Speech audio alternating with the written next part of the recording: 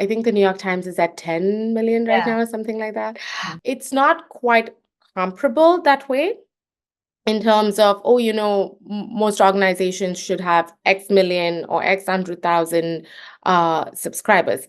I think it really comes down to what is the objective of your organization, what is the medium, um, and what are your ambitions?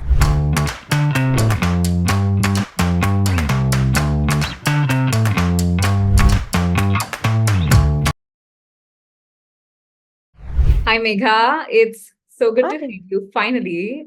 Thank you for taking the time. Yeah, of course. I'm so excited to be here and thank you for inviting me on. Let's start from the beginning. You went on to become a student at Xavier's College in Bombay to one of the most influential executives, that is the chief growth officer at one of the oldest magazines in the US, which is The Atlantic. So, how did this happen? Oh, wow. Getting right to it. Um, it's a long story and a short story, honestly. The short story is just uncovering that I just love media and I just believe that there is a power in journalism that is very integral to society, be it in the US or in India, anywhere in the world, anywhere with a functioning democracy, really, and finding my place in it and essentially trying a couple of different things until coming to a point where I feel like my skill sets match what I'm doing and I'm really enjoying what I'm doing. So I say that because I started my career in media actually as a journalist, and then I shifted away onto the business side because I just felt like it wasn't a natural fit for me to be in that journalistic position when I was that young. Maybe that will change. Maybe, I will figure another path which has, editorial as part of it. But when I was younger, and I was reporting for NDTV in Mumbai for NDTV Profit, I just felt like it wasn't, like I said, a natural fit. But I was very curious about how can I make this environment better? How can I find efficiencies? How do you create these products? How do you market these products? And also the understanding that this is something that's important.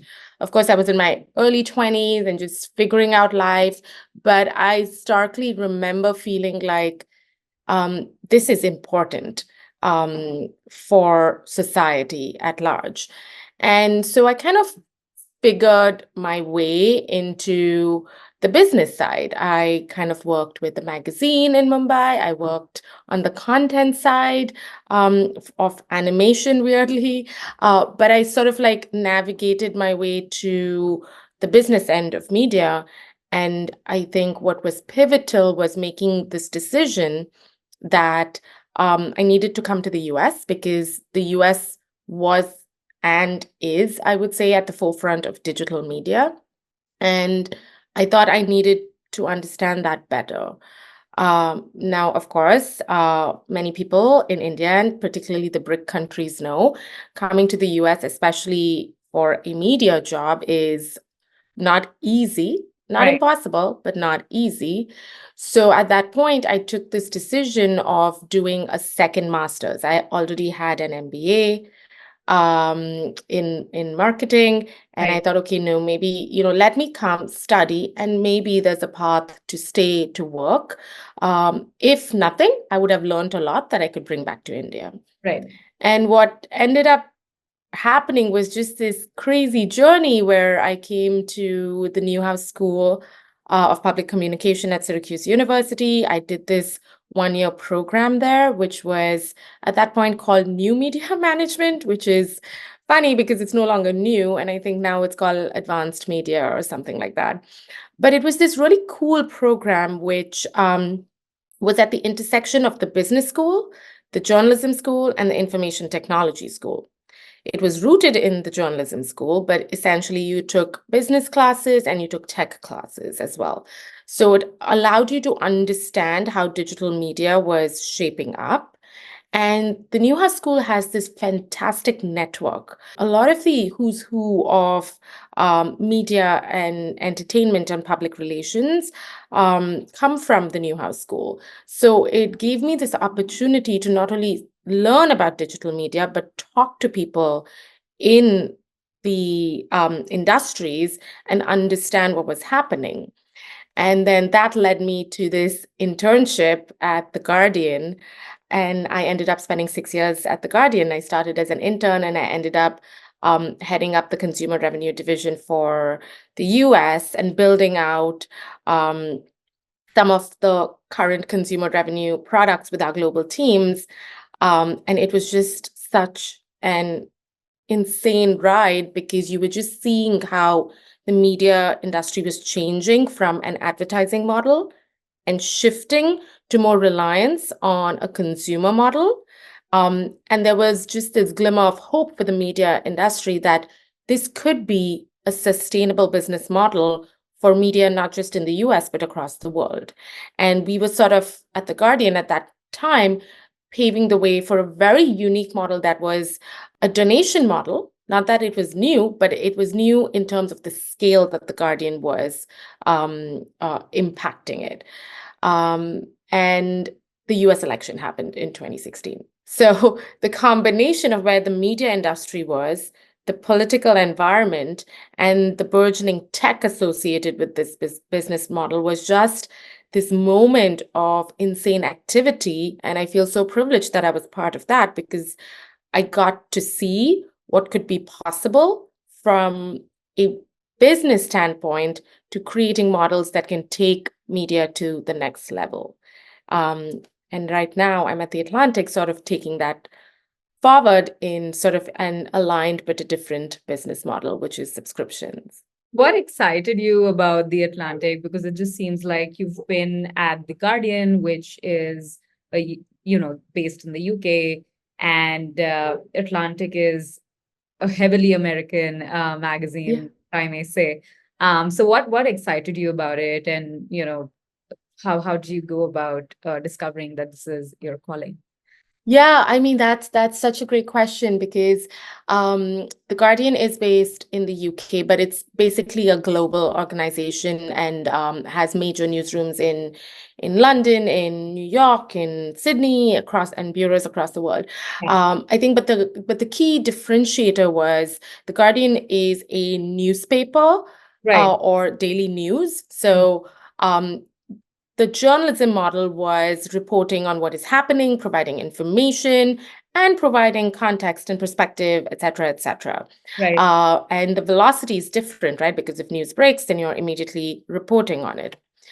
And The Atlantic is magazine journalism, which is, again, connected, but also quite different. It's Right. long form journalism.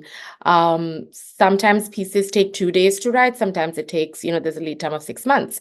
Wow. Sometimes, it's a few thousand words, right? So it's just more, it's different in terms of it's not just reacting to what is happening in the moment, it is giving perspective, providing ideas. It's an ideas magazine, Right. essentially, right? And so it's a different type of we're dealing with. And thirdly, what is very similar between the two organizations are both our legacy organizations. Right. The Guardian is 200 years old. The Atlantic was founded in 1857. It's really storied and it has this history and this track record of just incredible journalism. And on the Atlantic side, just incredible writing and going down different nuances and perspectives. Like if you look at our website even today, you probably will find something from the political side, something from the education side, something from something that's quirky that you wouldn't have even thought about, right? So it was just intriguing for me to think about what can I contribute to the world of magazine journalism. And I was also just in awe of the quality of journalism that The Atlantic was doing. They were just punching about their weight when it comes to the type of work that they were doing. And actually, in the last 3 years, The Atlantic has won a Pulitzer Prize every year.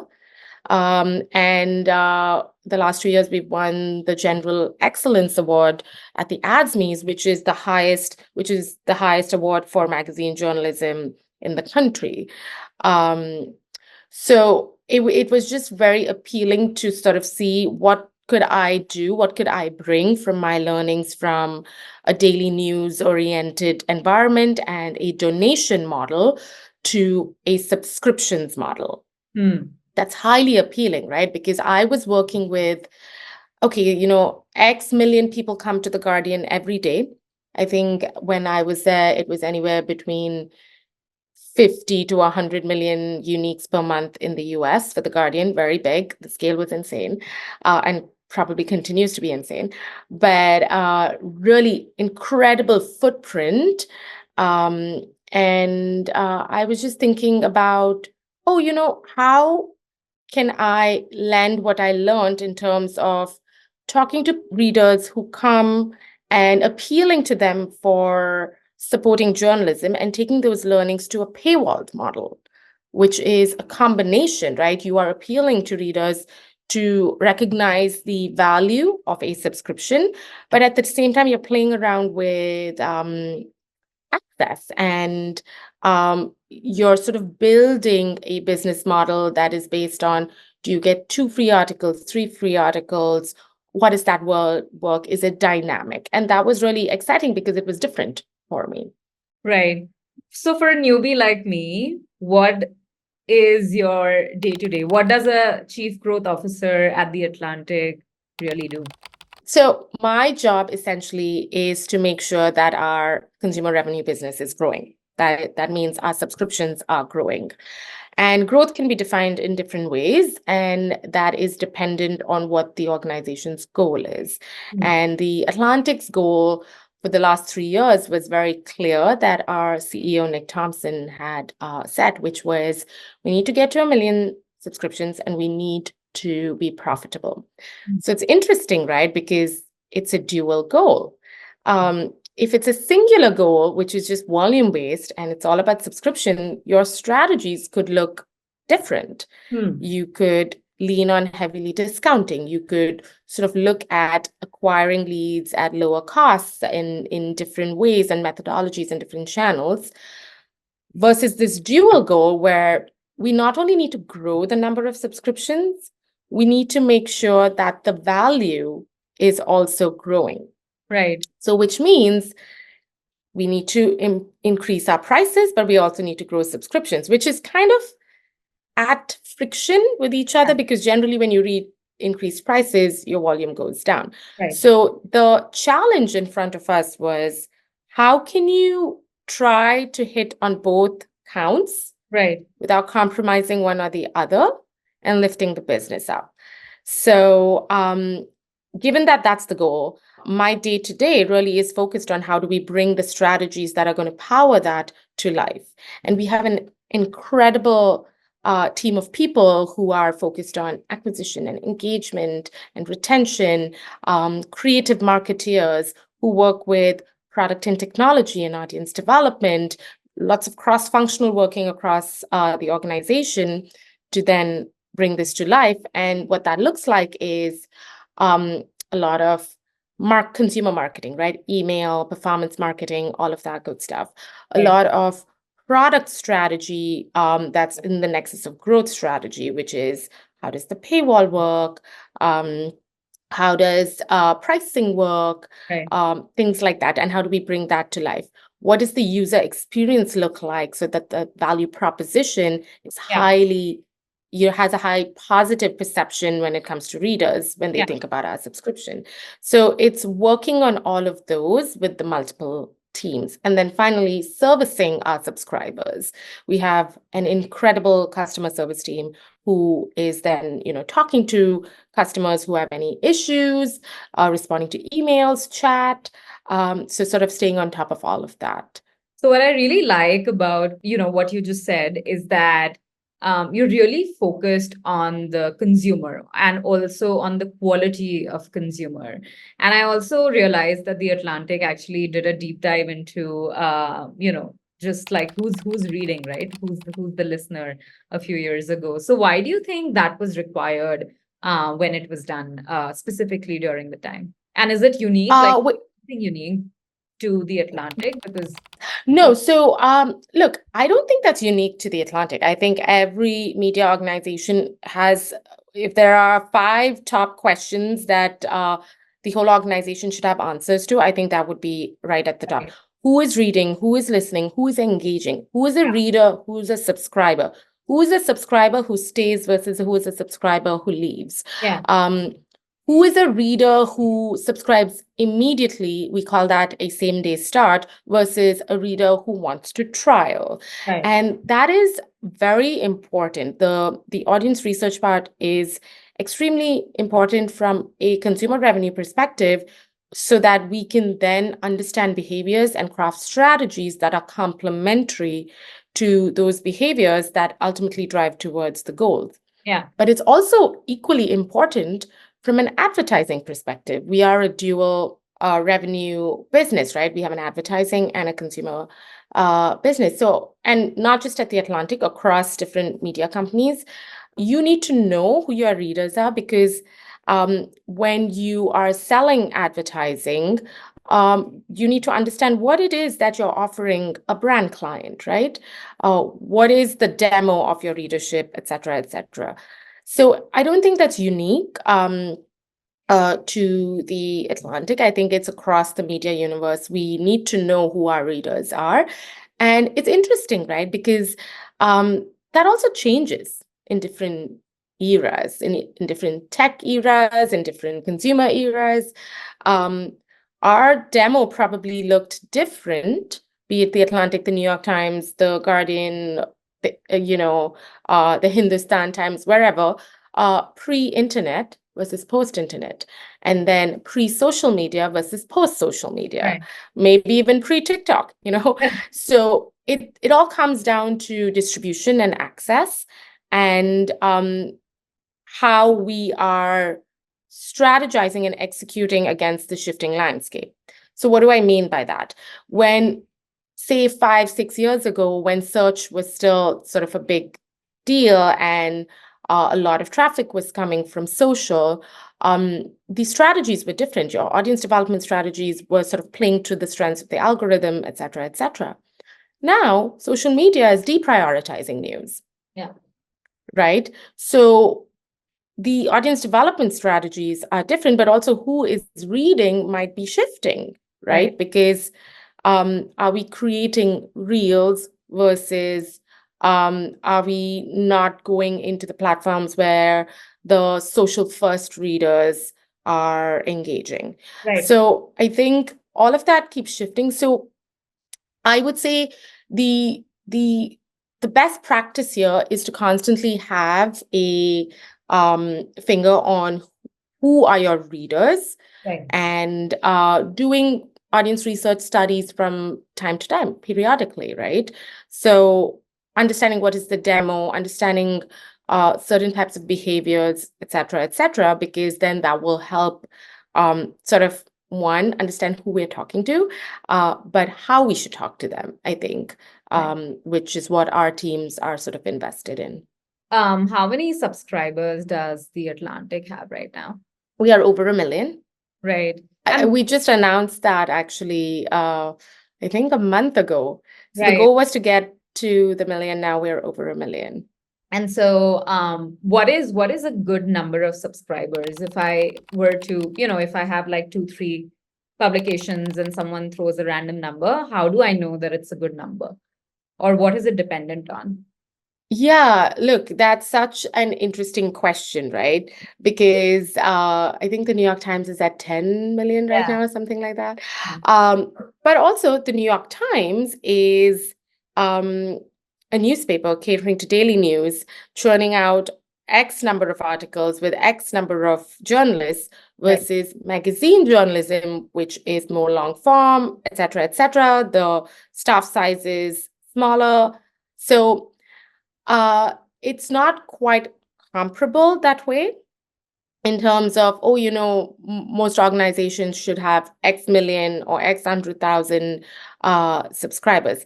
I think it really comes down to what is the objective of your organization, what is the medium, um, and what are your ambitions, right? You're also talking about geography, global versus US. You know, we are the Atlantic's primarily in the US. We do have a footprint outside of the US, but not like, say, The Guardian or the New York Times, right? So, um, I don't think there's an easy way to just say that, oh, this is a good number. It also comes down to what is the model you've chosen, right? You have ProPublica or The Guardian that have donation-based models and open access to all of the journalism versus the New York Times, the Washington Post, Wall Street Journal, Atlantic, New Yorker, who have paywalls. So you know you're going to monetize only X percent versus a donation model that could monetize Y. So I think it's very subjective. Ultimately, getting to 1 million subscribers, this is the highest point that The Atlantic has ever been at, right? In its almost 168-year history. That was ambitious. And now we're in the process of thinking about what is the next milestone. And what led to this growth? Because I saw the numbers, it grew from 500K to about 1 million in less than 4 years. So what factors really led to that growth, if you were to call out two or three? There were so many different things, right? It's almost like this combination of multiple things. But it's all the things we talk about. We talk about paywall management, we talk about pricing, we talk about clever marketing, we talk about really good product and technology powering all of this, the user experience, the design. And there's a bunch of things that we've done as a team that has taken us to this point, but it all rests on top of incredible journalism. Right. Without the journalism, we're not going to have that, right? And we are very privileged to have incredible pieces coming out from the Atlantic that we are then able to take and sort of attach all of these business and marketing strategies on top of it to Right. drive this growth. But yeah, just having a clever product growth strategy with pricing strategy, I think is sort of the mix that sort of took us to the top. Right. And I keep hearing you say that it all depends on the quality, because quality of journalism, and also because, The Atlantic, since it has won so many awards, I want to understand, what does the team composition look like when you hire journalists? Say, for example, if you're hiring for technology, would you hire people who have worked in technology or worked in venture capital of sorts, or does it have to be generic? If I were to recruit for, say, some hypothetical media company, how would I go about it? Well, honestly, I am not the best person to answer that because that is a purely editorial question. Right. Yeah. And I can only answer that as sort of a third party, really, because I'm on the business side. And Yeah. this is also what marks a good media organization, right? Where there's a clear distinction between, church and state, between the editorial operations and the business Right. operations. But from my vantage point, what I can see is that we have incredible journalists who they're who the quality of writing, the ideas and the stories that are picked, and the way that it comes out is just exceptional. Right. But what the layers are that leads to that is up to our editor-in-chief and our executive editors. Yeah. Interesting. So I want to talk about sustainability of media, right? And I have, we've, as I told you, I've evaluated a company in the media space, Mhm. coming from that lens thus far. But people often talk about sustainability of media businesses, and you just mentioned that we want to be, like, one of our goals is to also be profitable. So, you know, where do you think the opportunity to even, because I'm again, like, I'm stressing the fact that in finance we always look for cash flow, right? Future Right. cash flows and how that relates to the current value of the company. Just that's how we value companies. So where do you think are the opportunities, cash flow generating opportunities for media today that makes the sector sustainable and exciting? Yeah, so sustainability, that is the golden word. Really, it really is, So we achieved the goals of 1 million and profitability, which was great. Right. But if you ask anybody in media, really, just personally ask them, what is the what is the holy grail at this Right. point? It is sustainability, Hmm. because the media industry has gone through so many different iterations, and what is a constant is change, and Right. what is a constant is this um is that sustainability could be elusive, right? Um, and so it's not about, for many people, it's not about, oh, high profit margins, et cetera, et cetera.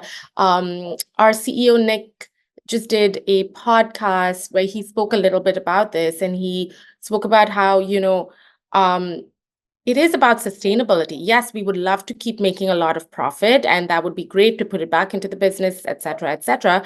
But it is about how do we keep going for a long, long time, right? We were founded in 1857. We want to make sure that that legacy continues. The answer to that is, I think, one that's going to change with every tech evolution and era. For a long time, it was advertising. So you would boost your circulation, and then you would build advertising on top of that. Monetizing the circulation from a consumer perspective wasn't that big a deal. It was how many millions of folks are reading it, how many millions have eyes on it. What ended up happening was you had the growth of um, Google ads, Facebook ads, and now advertisers had multiple media options in front of them. And some of these new ones allowed levels of targeting that was unmatched historically, right? So you take a brand and you tell them that, and they have a new product, and you tell them that, oh, we can put this in front of 25 million people who we know are shopping for something like this. Yeah. What are they going to do? Right? Yeah. Versus coming to the legacy publishers. We still offer brand safe environments, and our brands are so, so strong, but the media spend started getting split up, Good. right? And so that advertising model, which was the sustenance at that point, started disintegrating. And that's when the rise of the consumer model started becoming more prominent. I think it was the Financial Times and the New York Times that first put up digital paywalls, right? Like probably 2010, between 2010, 2015. There's an incredible document that the New York Times penned called the Innovation Report. I think it was in probably 2014 or 15, I'm not sure. But they talk about, this change that's happening in the industry, and what they needed to do to make sure that they were keeping up. And it's a really incredible piece of work, and it talks about how you need to sort of shift. Um, and so the rise of consumer models is something that many people are viewing as a potential sustainable option. And I certainly think about it that way, right? Because um, it it is directly connecting the quality of your product with a consumer's want, need, perception. And that is powerful, right? You are going to subscribe to the New York Times or the Atlantic or the Hindu or whichever publication because you believe that it is worth your time, it is worth your money. And that direct connection can always stay if you Right. keep doing a good job. Right. And I think it also gives a certain level of insurance against any other disruption, right? Oh, new platforms, et cetera, et cetera. Not not in totality, but to a certain extent, because you Right. are directly having this paying relationship with the consumers. Right. So is this the sustainable model for the future forever and ever? I do not know. Is this a sustainable option in the near to midterm? I think so. And Right. I think there are many organizations who are showing that it is possible. Right. So what I'm hearing is that, or maybe, it will evolve as you suggested, but maybe potential profitability or sustainability could be per ad. I mean, it's changing from per ad to per consumer now. Mhm. Uh, Yeah, or a mix, like how many organizations like right, ours are doing. right, We have right. a flourishing advertising business and a consumer business. Consumer. But it's a good place to be To be at right now, right, right? Because um, it's diversifying the revenue model. And there right, are other incredible ways of doing it, right? Like the New York Times has done. You've got the affiliate revenue model with Wirecutter, which right, then gets wrapped into a subscription model. right. So you're like proofing all of those ways, but it becomes directly reliant on consumers, which I think is exciting.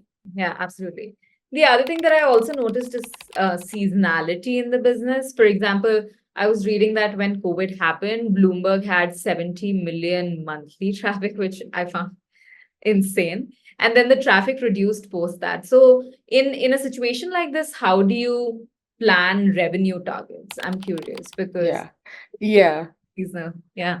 Yeah, no, it's a really good question, and seasonality is definitely a part of this world. When COVID happened, everybody was at home Yeah. and in front of screens, and also really, really wanting to understand what is happening with vaccines, what is happening with the economy. And so there was this real need for quality, trustworthy journalism, and most of the sort of premier media outlets really saw this rush of traffic come through, right?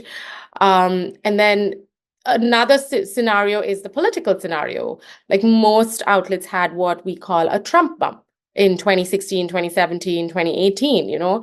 People were like, what is going on? We need to understand what this means and what is the president saying, or is Trump going to become like there was just so much reader interest.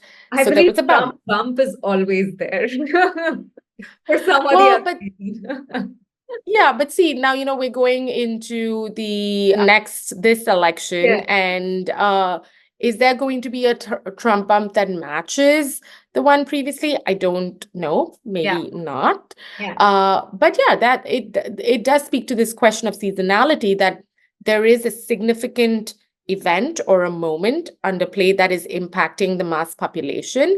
And so trustworthy journalistic outlets are going to be destinations for a lot of people. Right, That is just the truth, and that is um, beneficial in terms of you now your platform. You're getting a lot of engagement, and people are seeing what is the value you're bringing to the seasonality. But there are other ways of looking at it as well. During the summer months, people go on holiday, or people are not interested. There aren't maybe things are not happening, so you have those ebbs and flows, and the way you kind of forecast it is you take a call on what you believe the incremental is going to be, what you believe the dip is going to be, what is a normal seasonality quirk that has been baked into your forecast for years and years versus what is an abnormal one. right, Like, for example, a war, or a really an outlier of an election, or the Capitol riots. Those are things that become big outliers. right, Some people, what we would do is we would say, okay, because we got this bump, we're going to continue with it because now people have come, people have read, there's this habit that's forming. yeah, But others would be like, no, the moment is going to pass and right, things are going to come down. And that's what happened with COVID, right? Like after a point, people were back on the subway and back in offices, and you did see that sort of come down. right, Probably good for the universe. yeah, But yeah, we saw this bump and then it sort of went away. But I think And this is a testament to the ones that are doing it well, is you learn so much Right. during a period of high traffic. Right. What can you take forward, and what can you build during that moment that will sort of do you well in the coming seasons? I think those are the opportunities. Right. And I'm also guessing that I mean, it just seems like a positive bump, but can there be troughs as well in the journey? Oh yeah. So then when? What are those occasions where that happens? Absolutely, right. Like, are they consumer-driven ones, like the summer piece, right? Right. I was talking about maybe Yeah. the summer's usually quieter, Right. or early in the year, sometimes it's quieter. Right. Or are they tech-driven ones, right? If the Sure. Google algorithm, the search algorithm changes, if social deprioritizes news, then you're going to see your referral traffic from X, Y, and Z sort of go down. Right. So we certainly do see that. And then there are ways of addressing it. One is, can we find other channels, other segments who can engage with us? Can Yeah. we revive something that had sort of dipped? You start thinking on those lines. But it's absolutely there. Bumps are great, but we also definitely see troughs as well. Let's talk about content. And the last time we spoke, you mentioned something very interesting, which was your content should either be of a very hardcore or rather like high quality or utility. So what does that mean for the Atlantic, and how you think about your strategy, both in terms of like hitting your numbers versus being flexible, to give creativity to your writers? Yeah, look, this is a great question, but again, I would say this is all in the hands of the editorial team, Right. right? Like, we don't play a role in, maybe this should be written about or that should be written about. It is the genius of the editors and the writers. And so I think the one thing that's true for the Atlantic at any point in time across the history of the Atlantic is that the quality has never wavered, Hmm. right? Right. You had greats like Herman Melville and Ralph Waldo Emerson and Nathaniel Hawthorne, Harriet Beecher Stowe as some of the first people who wrote for the Atlantic. Right. And today you have names like Anne Applebaum and Adam Server and George Packer. So the quality has never wavered. Now, in terms of utility, I think that also shifts from a consumer perspective, right? During COVID, utility was incredible science journalism, Hmm. right? The Atlantic's writer Ed Young won the Pulitzer Prize for his journalism during COVID. What the Wall Street Journal does is high utility for everybody in the financial sector and the business sectors, kind of understanding what's happening with the economy.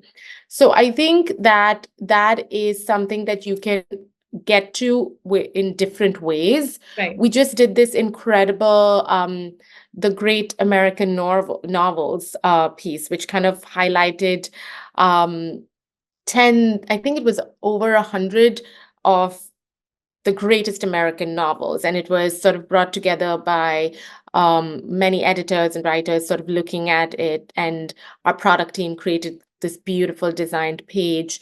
That is utility. It's incredible. It's Yeah. high quality, and it's utility for somebody who wants to be like, oh, the Great Gatsby's on there, or Yeah. so I think you can look at it in different ways. Both are, I think one is a must. Great quality, I would say, should always be there. And I think utility is a little subjective, but it's great for from the consumer side, right? Because when you can match utility to consumers, then their perception is elevated. Right. And you'll only know utility for consumers once you've done the consumer research, which you folks anyway. Yeah. And consumers tell us so many things, right? They tell us that the Atlantic helps them. Um, it helps sort of nudge their curiosity, and it explains complex ideas. Yeah. And these are all things that all of these periodic research projects tell us, and Right. we sort of understand. Okay, what is it that readers really love, and what are they getting from the Atlantic? Yeah. And and what's the other element that has stayed true, whether it's I would say across most of the premium um, brands, I think would be this idea for readers to support independent journalism. Because I think that there are a lot of people, not just in the US, but across the world, who are um, identifying that it is very important to have independent journalism thrive. Right. And so consumers do feel like they play a part in it. Like you look at the donations of many of the media outlets, I would say that would be the number one motive. People want to keep independent journalism alive. It's important for a functioning democracy. Right. Um, and so that's not direct utility as in, oh, I'm getting this and I can go do Y, but it is very important to people. It's important to me. And definitely for retention, which I Yeah. believe is key. Yeah, I mean, even in India, we're really looking forward to some independent journalism. It's been crazy. Yes. Yeah, there are a few good folks who are helping us with that, but yeah. I think one thing that is on everyone's mind is just AI. I want to understand how is AI really impacting the media world, and is there something that you've been doing at the Atlantic? What can we look forward to? Yeah, sure. AI is definitely impacting the whole world Yeah, and certainly the media world. yeah, And with AI comes a whole host of fears. Is our traffic going to go away with Gen AI yeah, and all of the chatbots? What does that mean in terms of the prominence of our brand and actually getting people to us versus us going to them? The distributed model. yeah. Um, a lot of thinking going on um, with respect to that. And I think we're at a point where things are going to evolve. We're probably just at the beginning, Right, right? We have to see how these products, these Gen AI products, are going to hold a place with consumers. And we have to see how consumer behavior changes at scale. right, And do we believe that that's going to happen? Probably. Do we believe that's a net negative to the business? Uh, Maybe, but it could also hold a whole host of opportunities. I mean, you right, see all of the conversations around partnering with AI companies, et cetera. And I think there are a lot of possibilities there as well. right, What could those possibilities look like? From partnering on audio to figuring out sort of Gen AI chatbot partnerships to there's just so much on the table right, that you can explore, and I'm sure there's a lot of explorations happening. There's nothing I can concretely talk about right now, but it's certainly something that's important for us to keep our finger on. Now, the other aspect of AI that is absolutely terrifying is the misinformation, the deep fakes, and what that could do when yeah, it comes to content. I right, mean, personally, for me, I'm really, really scared because you see some of the things that can be generated in terms of mimicking voice and creating video, and then we now know information travels at the speed of light and sound. It's yeah. it's it's crazy, and we know that misinformation has the power to knock down the pillars of uh, any sort of Already structured society, fabric. Yeah, democracy. Yeah. yeah, So that part is really, really scary. And it almost feels like, I don't know, we have a role to play to make sure that we can safeguard our brand, we can highlight independent journalism, and we can bring the best experience to consumers. So there's going to be a little bit of how can we leverage this for um, the positive? How can we leverage the positives, and how can we safeguard against what could happen with Gen AI. But I do believe that personal touch is personal touch. So, as long as the Atlantic, which is what I'm really excited about, you keep emphasizing on the quality. And I do feel that because I was experimenting with AI, actually Mhm. ChatGPT, when it came to just answering, the questions that I was, so say, how do you raise Series A funding? And I just put the link to my podcast to Mhm. identify if it was able to answer. But I did think that, it hasn't gone to that level of depth. So you imagine the human level of depth that comes from the Atlantic. So yeah, I think it still has a long way to go. I really hope so. And I think so too. Ultimately, human curation, human thought, um, there's Matters. it to me personally, it's unmatched. But yeah, the scale and the speed of the technology is something that is staggering Right. and something that we should keep our eyes on.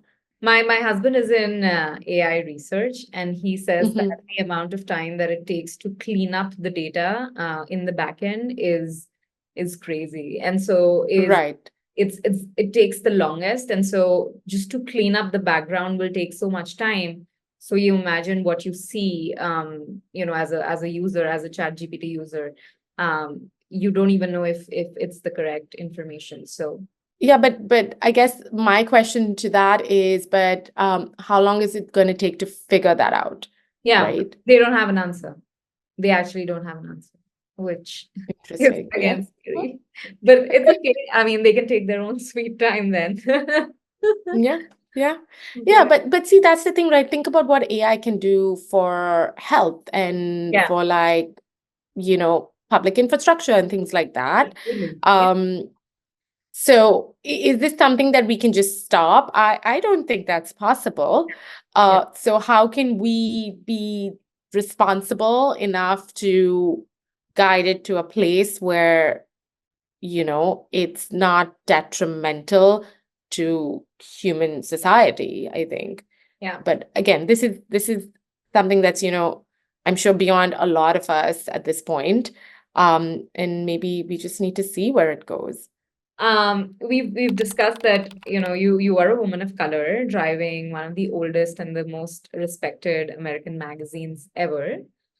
So how does coming from a certain group influence, your day-to-day interactions, or just the role you play as part of a media organization that do? Would love to know that.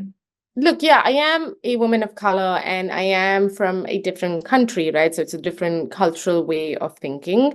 And I think that does that bring its own set of challenges and opportunities? I think absolutely yes.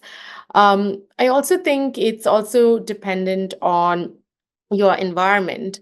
And I think that, just to start off with, I feel like the environment that I am in is very um, collaborative, and the pillars of the Atlantic are spirit of generosity, force of ideas, and sense of belonging. Those are the three pillars of Wow. the Atlantic. And you genuinely feel that. Does that mean that there aren't challenges? No, I won't say that there aren't. And I think that irrespective of what environment you're in, a woman of color is going to have certain unique challenges. Right. But foundationally, if you are in a place where you feel like you can thrive, that is a good start. And I think I certainly have that, and I have great leadership around me who can sort of, and mentors who, guide me. And a lot of women who have helped me along my journey in the US. I have to say that. Uh, so environment is certainly something that is very, very important. The other part I would say is resilience and learning. Yeah. You know, um, we all go through our own journeys, whether you're a woman, a man, Yeah. a person of color. We all go through our own journeys, and learning about what that journey means for you in terms of the opportunities in front of you and the challenges, I think that was the key part for me to sort of understand, okay, this is how I feel. This is what maybe systemically doesn't work for me. This is this is what I could potentially do to control it. And most importantly, this is what I cannot control. Right. I think those are the pieces of learning um, that ultimately has helped, or rather is helping me, um, particularly as a woman and a woman of color. And so, what is an example of that, right? Like, I spent some time wondering about the imposter syndrome and then thinking about it and then reading about it and then understanding, is that very relevant to me? If it is it because I'm a woman of color, or is it just because it's more universal than we Right. thought it was? Yeah.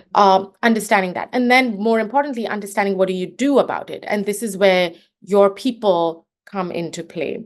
Who Hmm. can you talk about these thoughts and these ideas? Right.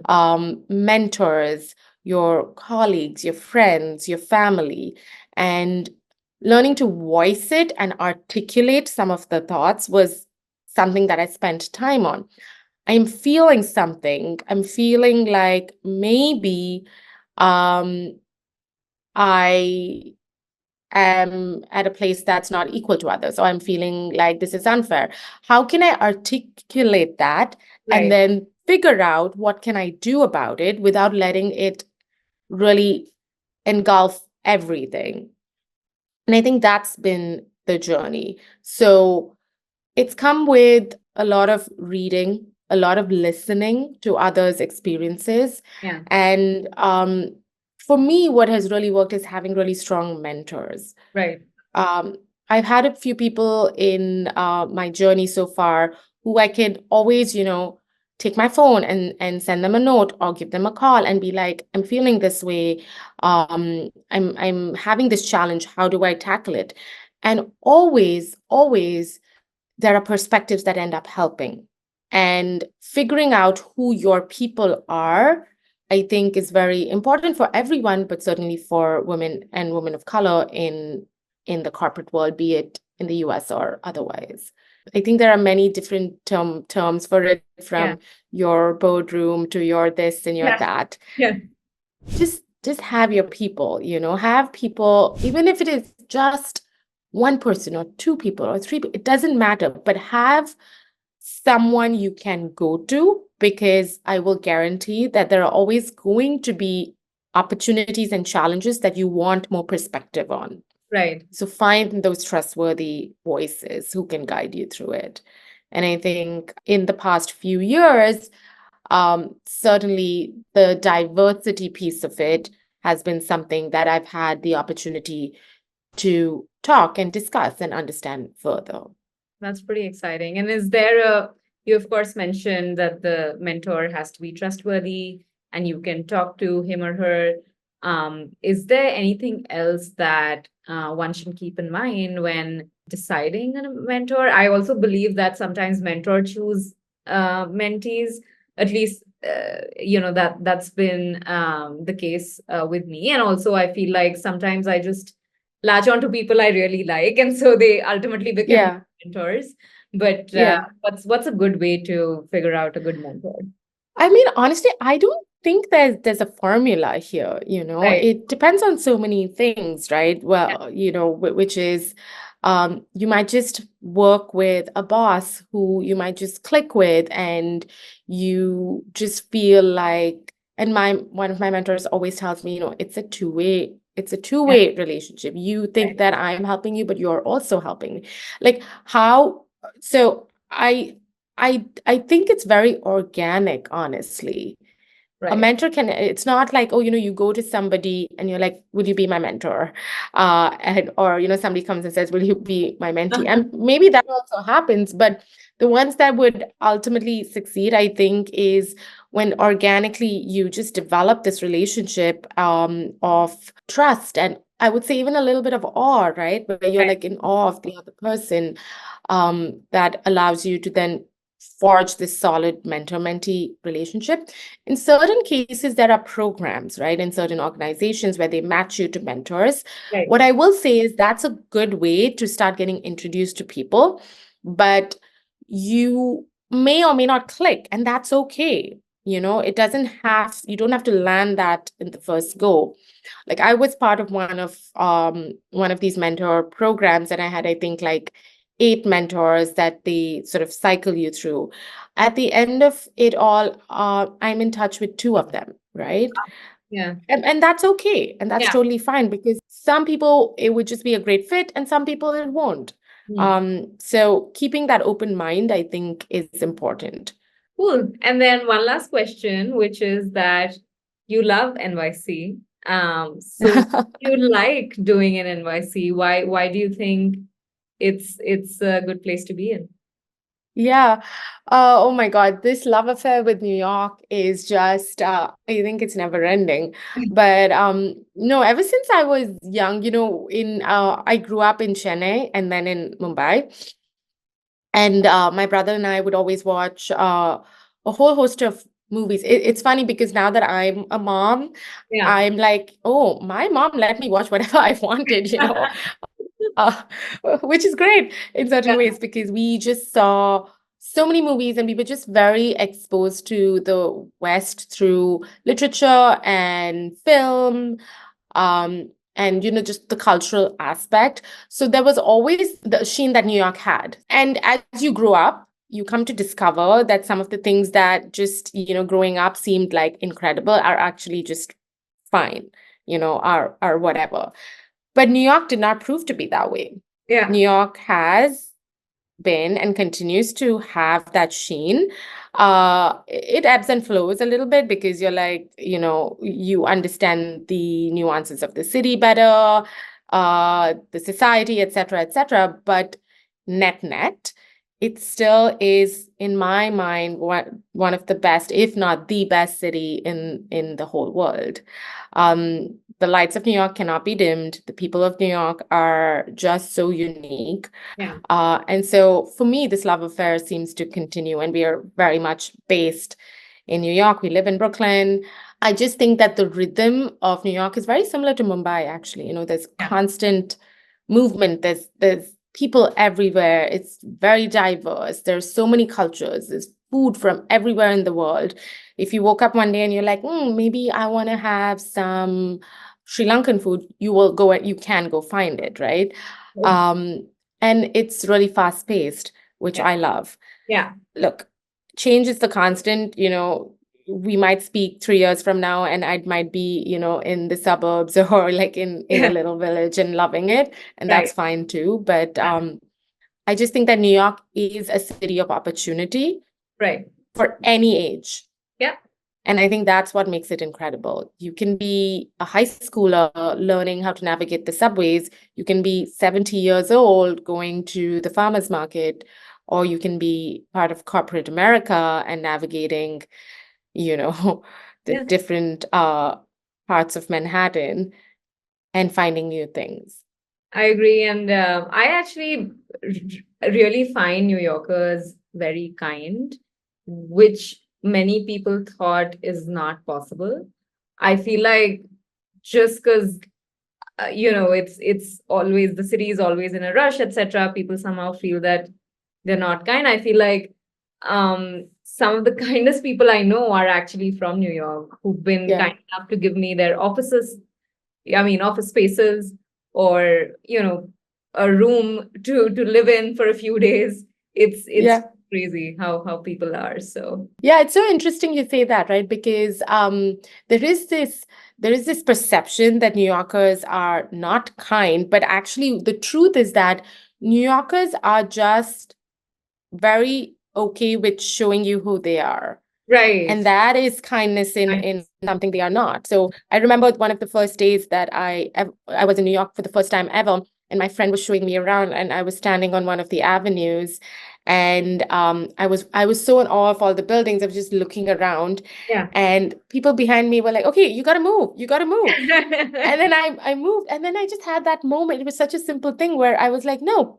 people are busy and they're walking. Yeah. They're not." You could look at it as being really rude, but Right. it is what it is. That is the beauty of New York. That the same person might offer you a room, or you ask them how to navigate the subway, they'll stop and tell you, it Right. is what it is. You get Right. whatever it is, and I think that's amazing. Absolutely. Well, thank you so much, Megha. I had a lovely time chatting and getting to know so much about media. So I'm really excited to finally post this. Well, thank you so much for having me. And yeah, I'm excited to see how it all comes out. Absolutely.